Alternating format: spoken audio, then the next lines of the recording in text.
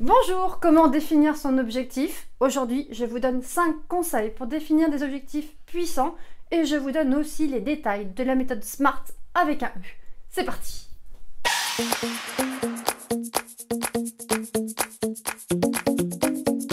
Bonjour, je suis Caroline Drouard, coach des femmes actrices de leur vie et créatrice du blog Bien-être en cours. J'accompagne les femmes à reprendre leur vie en main et à se reconnecter à leur nature profonde. Si vous êtes nouvelle, n'oubliez pas de vous abonner juste sous la vidéo pour recevoir votre vidéo chaque semaine. Pourquoi se fixer des objectifs personnels? Mais parce que c'est le premier pas vers votre nouvelle vie. Et on ne se fixe pas des objectifs personnels comme on se fixe des objectifs professionnels, ou comme on nous les fixe. Vos objectifs personnels doivent être puissants pour entretenir votre motivation. Sinon, ils finiront comme vos résolutions. Votre motivation va être entretenue par deux forces. Tout d'abord, la force de pousser, qui est dictée par vos valeurs essentielles. Cette force mobilise votre envie et votre motivation. Et ensuite, on a la force d'attraction. Plus vous avez la certitude et la conviction que vous allez atteindre votre objectif, et plus vous allez agir. Vous serez dans le concret et dans l'opérationnel. Le premier conseil, votre objectif doit être centré sur un idéal. En fait, il est très difficile de penser à son objectif en partant de sa situation actuelle parce qu'elle vous bride. Et le risque, c'est de se retrancher derrière son quotidien et de s'accommoder d'une situation qui ne nous convient pas. Alors quand vous pensez à votre objectif, posez-vous ces questions. Qu'est-ce qui vous rend heureuse? Qu'est-ce qui génère du sens? Qu'est-ce qui génère de la passion? Pour moi, c'est clairement partager des moments heureux avec mes proches, ma famille, mes amis.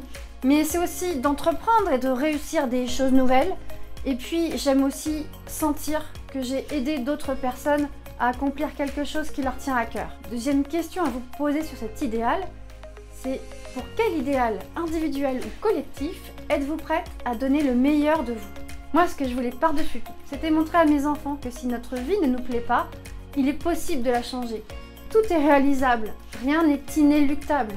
J'avais ce besoin de transmission. Troisième question pour cet idéal, quels sont vos rêves, vos valeurs, votre vision? Déterminer mes valeurs essentielles m'a clairement aidé à définir mes objectifs de vie. Tout d'abord, je voulais être libre de choisir quand travailler et quand partir en vacances. Ça paraît évident comme ça, mais il faut le dire quand même. Ensuite, je voulais exercer une activité hors des sentiers battus. Un mélange de liberté, de partage et de dépassement de soi. Et oui, ce sont mes valeurs. Ensuite, la liberté de pouvoir exercer mon activité de n'importe où et surtout le rêve de ne pas avoir l'impression de travailler tout en gagnant de l'argent. Et en coaching, lorsque j'accompagne des clientes, c'est une des clés de la relation, c'est leur rappeler à tout moment ce pourquoi elles ont envie d'avancer et ce pourquoi elles ont entrepris ce coaching. Conseil numéro 2, clarifier son objectif. On part de votre situation idéale. Si vous me dites par exemple, moi ce que je voudrais c'est gagner au loto. Ouais, ben c'est pas une situation idéale, ça c'est un moyen. Que feriez-vous de votre journée? Votre besoin de sécurité financière serait assouvi. Vos besoins essentiels, manger, dormir, avoir un toit, etc. seraient couverts. Mais les autres besoins, par exemple, moi je n'ai jamais envisagé d'arrêter de travailler. J'ai besoin de partager, j'ai besoin de rencontrer du monde, j'ai besoin de me sentir utile, j'ai besoin d'apprendre et d'apporter ma contribution au monde. Si je prends l'exemple de quelqu'un qui a comme objectif de perdre 10 kilos, cette personne a sûrement besoin de se sentir belle, de se sentir mieux dans son corps, de s'aimer davantage, de gagner en assurance. Ces besoins sont liés à des besoins d'estime de soi, certainement de reconnaissance et probablement de réalisation de soi aussi. Donc pour clarifier votre objectif, tout d'abord, concentrez-vous sur vos besoins. Qu'avez-vous besoin d'apprendre pour arriver à votre objectif? Si c'est perdre 10 kilos, est-ce que vous avez besoin d'apprendre à prendre soin de vous? Ou besoin d'apprendre à mieux manger? Est-ce que cet objectif vous appartient? Est-ce que vous voulez perdre du poids pour vous sentir belle ou pour répondre au regard des autres? Qu'est-ce qui vous ferait échouer? Connaissez-vous votre maillon faible? Avez-vous déjà vécu des situations d'échec? Donc si vous vous connaissez, ben vous savez aussi les comportements à ne plus adopter. Est-ce que cet objectif dépend uniquement de vous ou de quelqu'un d'autre? Il doit dépendre de vous, sinon il faut que vous le reformuliez. Et pour finir, y a-t-il un inconvénient à atteindre cet objectif? Les inconvénients constituent des freins au changement et ils font partie des blocages souvent inconscients pour avancer vers son objectif. Donc les identifier fait partie de l'exploration qu'on fait lors du travail en coaching et c'est primordial. car il faut soit les lever pour que vous puissiez avancer vers votre objectif, soit que vous réalisiez que finalement vous n'avez pas envie de changer. C'est ce que j'ai vécu lors de mon tout premier entretien de coaching. J'avais choisi comme objectif d'équilibrer ma vie pro et ma vie perso parce que je travaillais beaucoup, je travaillais chez moi, je travaillais trop, même le week-end, je faisais rarement des pauses et je voulais surtout pas continuer comme ça. Et donc quand elle m'a posé la question de savoir s'il y avait un inconvénient à ne pas trouver cet équilibre et à travailler beaucoup, j'ai réalisé qu'en fait j'aimais ça. J'avais pas envie d'arrêter de travailler, j'étais passionnée par ce que je faisais.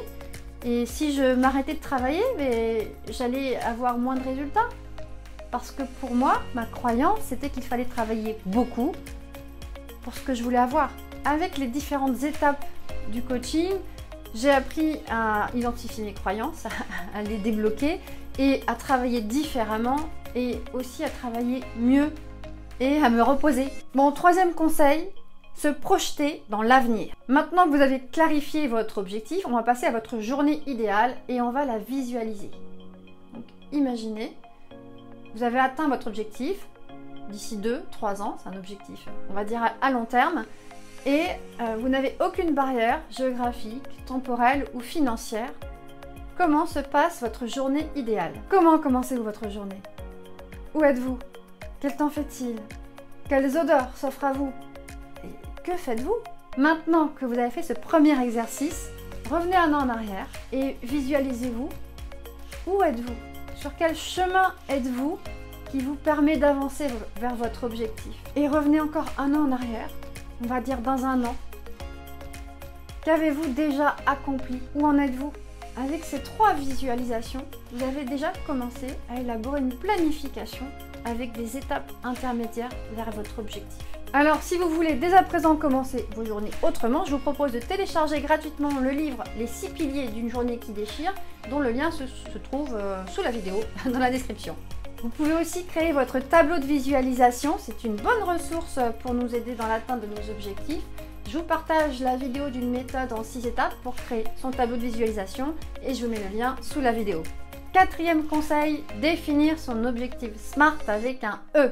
La méthode SMART, comment ça se passe? SMART, c'est un acronyme qui veut dire pour le S, spécifique. Votre objectif doit être spécifique, doit être précis. Ensuite, le M comme mesurable. Votre objectif doit comporter des paramètres, objectifs, des critères, pour que vous puissiez vous situer dans sa réalisation.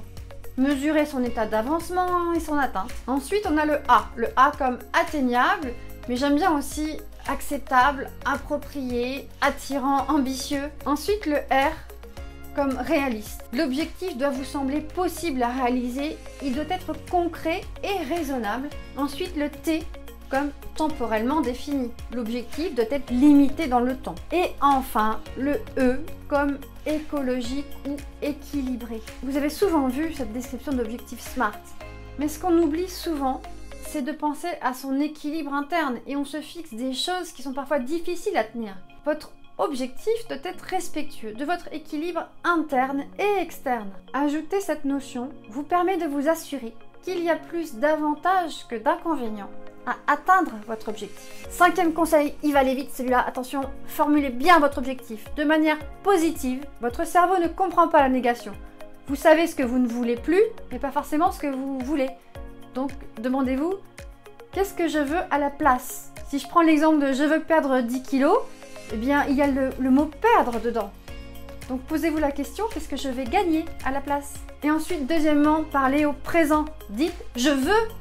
C'est fini le conditionnel, on n'est plus dans le « je voudrais », demander un souhait, une autorisation à quelqu'un. Non, non, je veux, exiger. Vous avez les 5 conseils, mais j'ai encore une dernière chose à vous ajouter. Ce qui m'a le plus frappé dans ma formation de coach lors de mes premières lectures, c'était la notion de coach accoucheur. Et j'ai trouvé ça magnifique. Les clientes ont déjà en elles leur projet, à l'état d'embryon, et le coach va les aider à faire évoluer ce projet, le faire grandir et le faire naître. Et ça, c'est magique. C'est ce que j'ai vécu lors de mon premier coaching et c'est ce que je vis à nouveau parce que je continue de me faire coacher. Il arrive qu'une cliente vienne me voir alors qu'elle a déjà un objectif, mais pourquoi n'y va-t-elle pas sans moi? Et c'est ça la valeur ajoutée du coach, c'est d'arriver à le faire sortir et à le faire grandir. Alors n'hésitez pas à faire appel à un coach si vous vous sentez bloqué. Je vous mets le lien pour me contacter dans la description. Avez-vous des questions? J'y répondrai avec plaisir dans les commentaires et dites-moi, que pensez-vous de cette méthode SMART? Allez, à bientôt!